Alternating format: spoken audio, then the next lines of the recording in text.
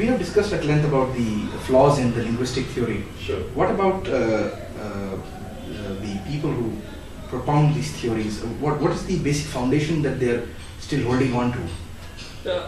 I think the European linguists who took this Indo-European or the Orient theories and all that question has been very nicely answered by Stefan Arvidsson in this Orient Idols. They were essentially trying to find an identity, define their own identity. That is what drove them. Language became secondary. And then, of course, it acquires a life of its own because they become college professors and it becomes their livelihood and then all sorts of things. But that is what leads to what you call ideological abuse.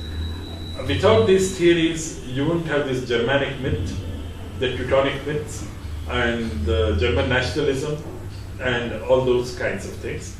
And so that is early period. And later, what happened was in the post-independence period. You see, understand that these were the people who were the experts in India. These were the people who were advising. Max Muller had connection to East India Company and later to the British government. Although, if you go by the scholars, they're pretty decent. And he was a fairly decent, I mean, he had a good living to make. I mean, you can't blame him, What the problem in India, in studying Western scholarship, either people assume that they're infallible or they demonize them. But most people come somewhere in between.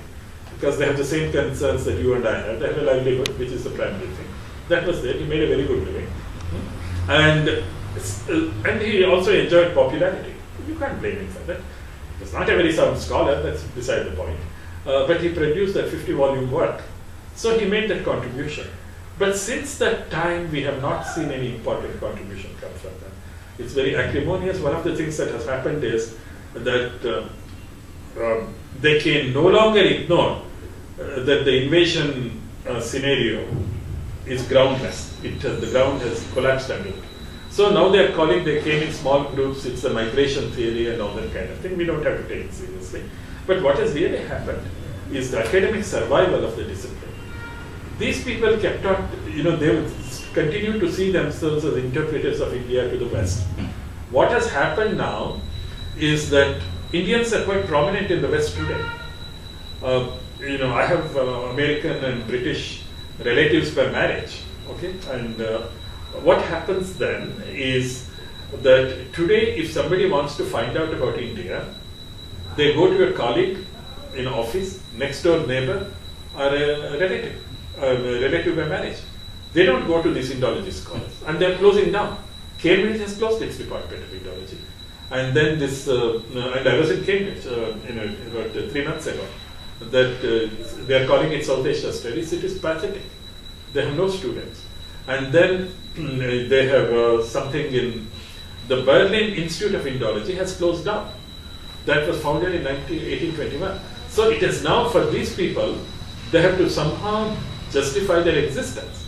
So they're taking all sorts of things. And you have mentioned this Dravidian theorist. The most prominent is Parpola, Asko Parpola, the Finnish scholar.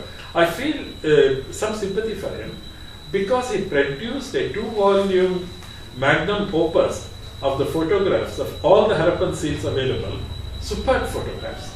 It is the standard. I mean, I paid 20,000 rupees for that 2-volume book, but it's worth every penny. So now, just as Max Muller had to find the support of East India Company and these people, Parpola and his like have to find the support of Indian Dravidian politicians.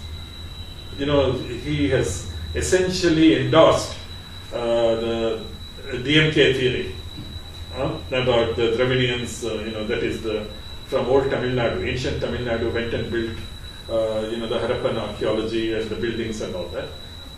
I mean, there is no evidence for it. It's all, it's all conjecture, for which he was paid 10 lakhs. You can similarly say Sardarjis from Punjab came and built Tirupati, Rameshwaram and Madurai and all that. And especially when he's being generously paid for it, you have to ask serious questions about that scholarship. But now, what is driving many of these scholars is survival. The academic survival of the whole discipline. It has become irrelevant.